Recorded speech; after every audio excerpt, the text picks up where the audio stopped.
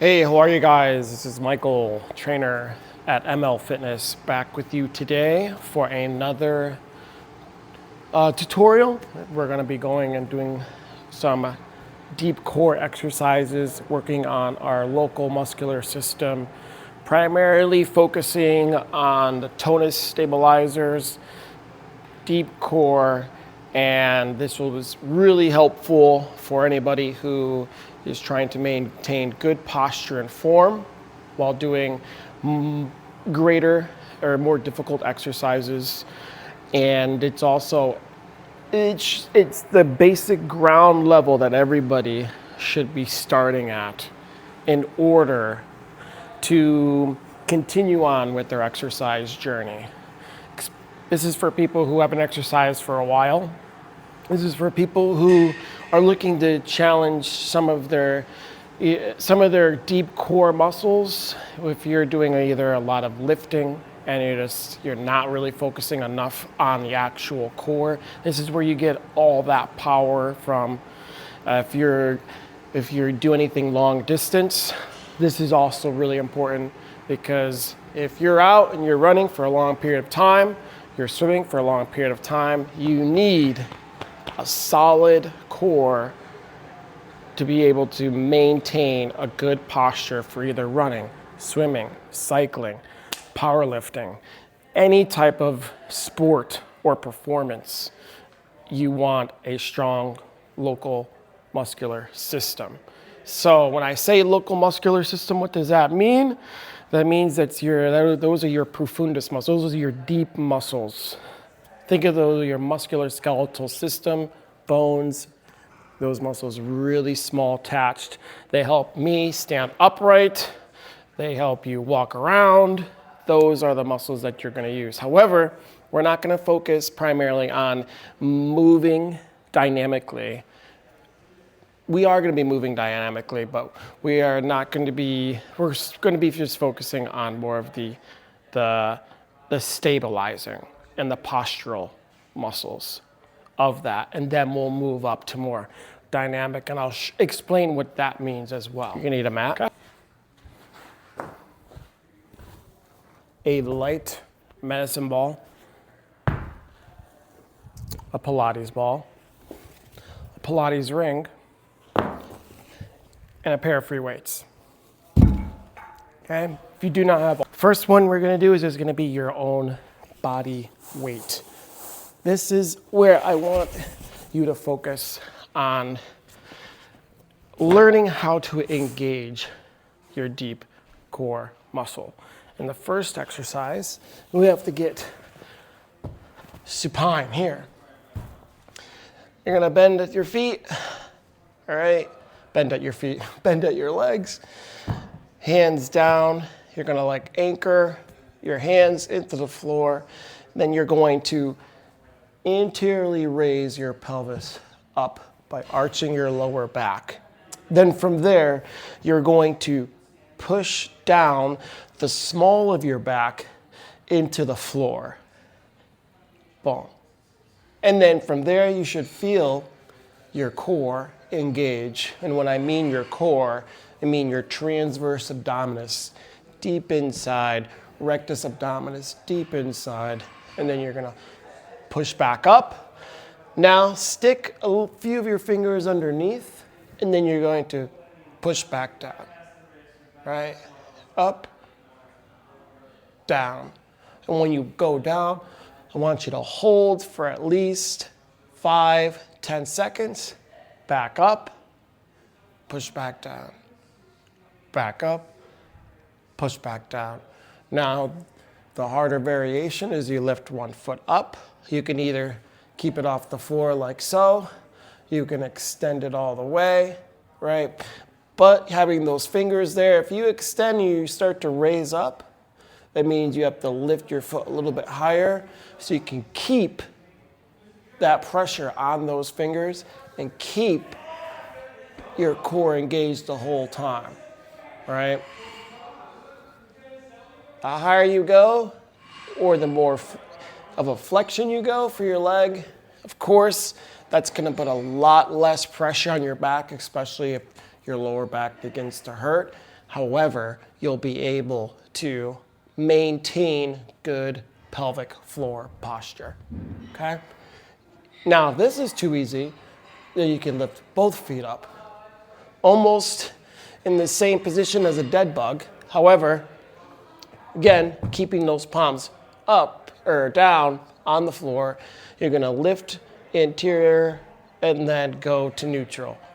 Push down, hold, then back up, hold, and you're still breathing throughout this, right? Breath in and breathing out slightly. Breathe in, breathe out. Pushing down. And then you'll slowly extend your legs as you get better. So lift up, push down. Lift up, push down. And you'll want your feet to not have your heels touch the floor. All right, so hands underneath, anchor, go into a half dead bug, lift, push, and as your deep core starts to get stronger, you'll be able to keep your legs almost all the way down right before they touch the floor while still maintaining that low small of the back pushed into the floor to help engage a neutral spine, okay? Now, of course, your lumbar is going to have a natural curvature. That's normal. You want to keep that, okay? However, you're pushing that into your fingers as much as possible to engage your deep core. Now, another way to increase the difficulty is to take your Pilates ball. Put it between your knees or between your ankles. For this demonstration, I'll put it between my knees. Now, I don't really want to use the outsides of my legs here. I want to primarily use the inside deep pelvic muscles going underneath the adductor group, right? And so think more of your gracialis and your serratorius muscle. You're lifting up, slightly push, not really pushing in and squeezing, but a light engagement of your adductor, deep adductor muscle group, okay? Now from there, same thing. Hand underneath, hand down, pelvic floor push, boom, push.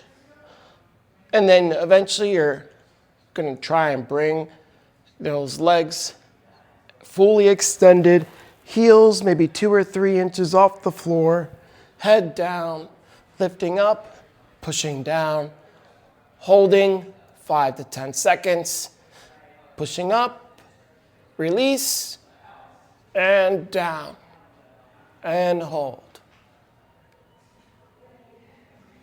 Really engaging those core stabilizers, and release, and down. Now, how often can you do this?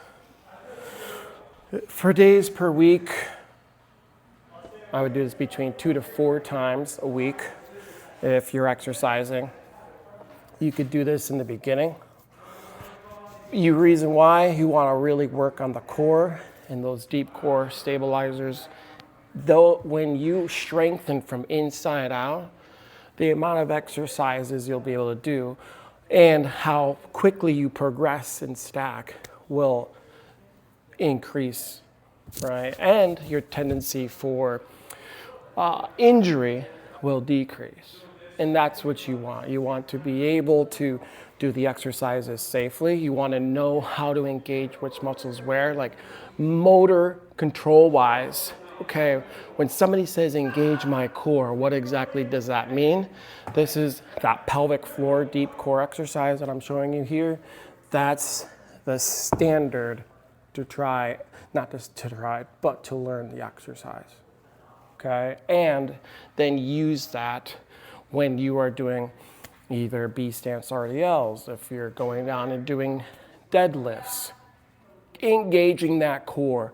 The draw in maneuver will be the next one I'm going to show you. So you'll get into a seated position, right? Tall axial, going to your side. From here, I want you to draw in your belly button. When you draw it in, you'll feel your core engage. Now from here, again, neutral spine. Don't slouch or don't overextend into a back extension, right? It's almost like finding that happy middle. Out, that's a posterior pelvic tilt. That's the anterior. And then you find the neutral right in the middle. Then from there, you brace that core. Then you could take your Pilates ring and you can go out and slightly bring in the elbows to squeeze. And then you'll work your core from lower around your hip pelvic, going all the way up, in through your diaphragm, into your pectoralis muscle group. And now you can engage the whole core there. Hold 5 to 10 seconds, and then release. Draw in, slightly flex your elbows in to really engage the core. You're pushing this in not so much with the hands, but with more of the chest contraction. And then release. And then draw in and release. Again, you still want to slightly breathe. Don't just hold your breath. You don't want to do that, okay? Now, if you're looking for something a little more difficult, you can take your medicine ball and your Pilates ball. You'll go back into a supine position, into a dead bug position, right? So, again, you can either put it between your knees or between your ankles, however you want to do it, okay? For this demonstration, I'm putting between the knees. Then from here, I'm going to hold up, and then I'm going to push into the floor, and then slight push for my chest, like I was doing with the Pilates ring. And then I'm going to do an extension, bring back, and then bring forward. Bring back, and up. Keeping my deep core engaged the whole time.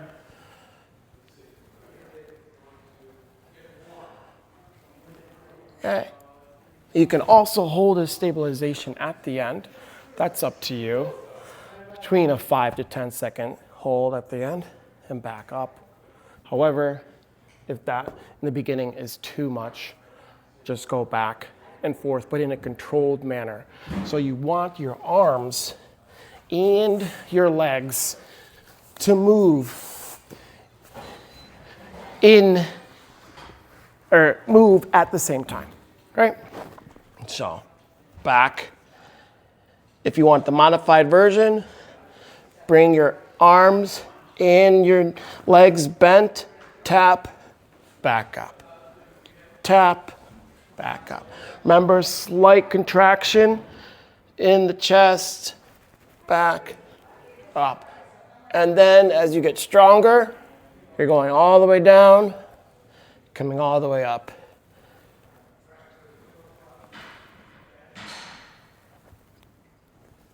Doing your best, again, to keep your back in a neutral position, that spine in a neutral position. Now, the last you can do are with some free weights. Again, we'll use a Pilates ring for this one. So we'll put our medicine ball and Pilates ball off to the side. You can take your free weights, take your Pilates ring, again, through or in between, holding between the knees. This is gonna really engage those pelvic floor. Now for your wrist position, you can hold it neutral, you can hold it prone, all right, or supine this way, but that's kind of awkward. So for this demonstration, I'm going to hold it in a prone position. So dead bugs, all right, holding and then bringing back, extend, back up, going down, back up. Engaging that core, going down at the same time, back up. Okay, you can also do floor presses while holding the legs either at a 90-degree angle or extended out and up and push using your pecs here. Or you could do the same you can superset them together. Down, let's say you do 8 of these, and then you do 8 of these. And by then, you're literally working your deep core, your local muscular system, all the way from pelvic, all the way up to your chest, predominantly working the anterior side. In another demonstration, I'll show you how to work the obliques plane and working also in your back. So stay tuned. I hope this was helpful. Again, you want to do this between 2 to 4 times per week. For the stabilizing, if you're doing holds, you could do between 30 to 60-second holds, 1 to 3 times. If you're doing these for reps, you're gonna do 1 to 3 sets between 12 to like 20 reps, and then you can rest in between about 30 to 60 seconds because we're looking to build endurance, muscular endurance, postural endurance for the harder exercises that are going to be coming up. So that's why it's going to be crucial to learn how to engage your deep core musculature. Thinking of your local muscular system, it's broken up into 2 little subsets. We're working on predominantly the stabilizers. Then we're going to take those stabilizers and then start moving them. That's that second portion of your local muscular system before we start going into the global muscular system for our core. And then we're going to do our anterior, our posterior, and then our laterals, and then learning how to work even medial portions. And then I'll show you how to do different planes of motion. So you'll learn how to do your sagittal plane, your frontal plane, your transverse plane, and your oblique plane. And I'll explain all of that, what that means. But at least for today, if you have any questions, put them in the comments. I'll answer them. And if you see something that you want me to show you how to do, just put it in the comments, and yeah, we can go from there.